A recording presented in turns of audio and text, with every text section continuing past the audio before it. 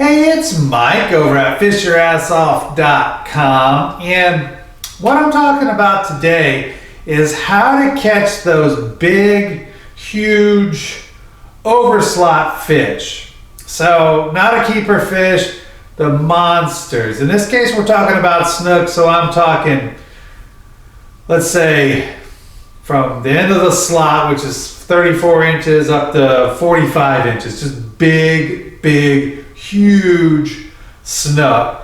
Because big snook and little snook definitely act differently. Big snook got to be big snook by just paying more attention to their surroundings and understanding things a little bit better. That's how they manage to not get caught on a dinner plate or snatched by an osprey or eaten by a dolphin or shark. As they were growing up, they just learned different things. So what I want to cover is really where to find the bigger snook. When you're catching fish, you found the feeding fish, because usually all the fish are in one area for the most part when you find fish that are actually eating and hitting your baits and lures. But how to catch the really big ones. So I just have some scenarios up here. This is a typical scenario anywhere in Florida. Some sort of structure. It could be mangroves. That doesn't matter what it is. It could be oyster bars. It could be anything like that. But some structure up here, more shallow. And then there's a flat area. And then there's a drop off.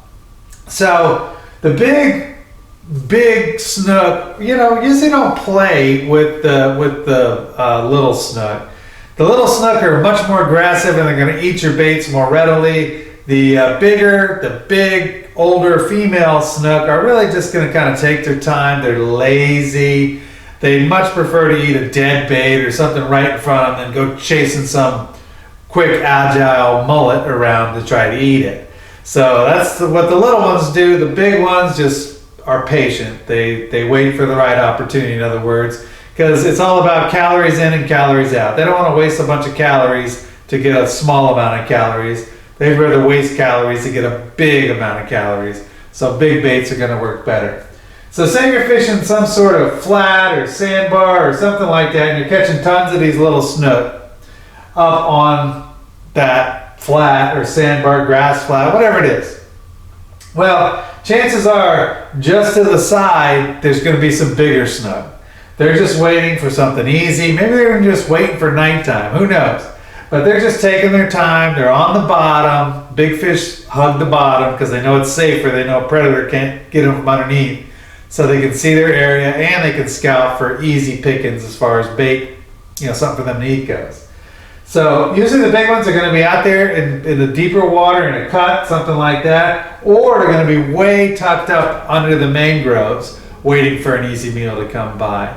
But usually the active, smaller snook are going to be there, and you're going to have to switch your tactics up. If you keep catching these small ones, you're going to need big baits. So a big dead bait on the bottom out here is a great place, or up against the mangroves. When I'm fishing for big snook, I usually have one dead bait up right at the mangroves. I mean right at the mangroves.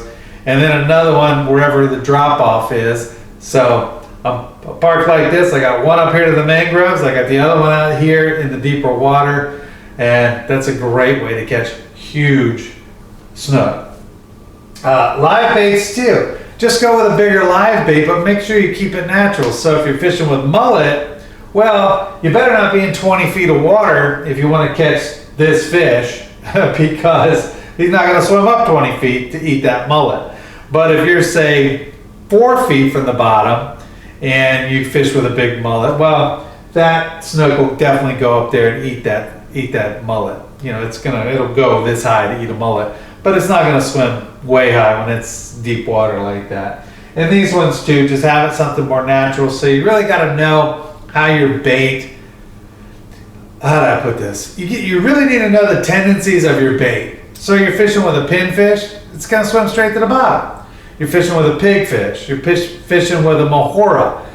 Those fish are all going to go straight to the bottom. So it really looks funny if you had, let's say, a cork and you got a pinfish underneath it swimming straight down like this, trying to go against it to the bottom the whole time, unless you have it where the length is perfect. So the pinfish is this close to the bottom, but can't quite get in there in the weeds or whatever it is to screw you up. But If it's anywhere up in the water column and just you have a fish trying to get down to the bottom, it's just not going to work. You need it to be at the bottom or very near the bottom, those bottom dwelling fish. Just like the other way, you need your mullet and stuff. Say it was a threadfin herring or menhaden or any of those things. You want those to be top because they're a fish that likes to be on top of the water. So make sure you keep your presentation natural.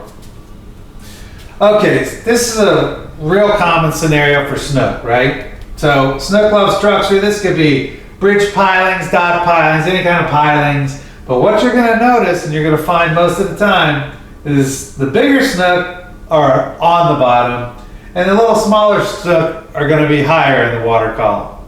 So you just got to know that when you're fishing. You've got to get a bait down to the bottom because they're not going to try real hard. These big fish, like I said, they're lazy. Well, they seem lazy. Let's just call them wary. They don't want to try too hard because it just isn't worth it for them. Put themselves in danger, use a bunch of energy, something like that. So they're more patient. They're going to sit around and wait and let these little guys make the mistakes and get caught while they won't. So they're going to be hugging the bottom most of the time, these big, huge, overslot snook. Now, snook are one of the ones that you can catch on lures very easily, these big, big fish. But it's usually at night. So they kind of let down their guard at night, I guess. Those flare hawk jigs or any of those kind of, or the dead baits and everything like that. But you seem to catch a lot more sharks at night with dead bait. They're real active at night. So the flare hawk jig is quintessential nighttime big snook bait, period. And guess how you fish it? Within a foot or so of the bottom. So it's right in the strike zone for these big, huge snook. So when you want to catch big snook, get away from the little snook. Fish on either side of where the little snook are biting. A lot of times they're going to be there. Best bet is probably dead baits for them. It just is. And if you can get a good big live bait and control it, that's the problem with big live bait like a mullet this big. It's just real hard to control. It's going to do its own thing, however you have it. So it's much easier to catch them on dead baits. But that's probably going to be the way that you're going to catch your biggest, baddest snook ever, is by using these tips. And like I said, just get away from the small stuff. Sometimes they'll be mixed in, but it's rare. They're usually to one side or the other. They don't hang out with the little ones quite as much. Hope this helps. Hope you catch some bigger snook. And until next time, we'll see you then. All right. Bye-bye.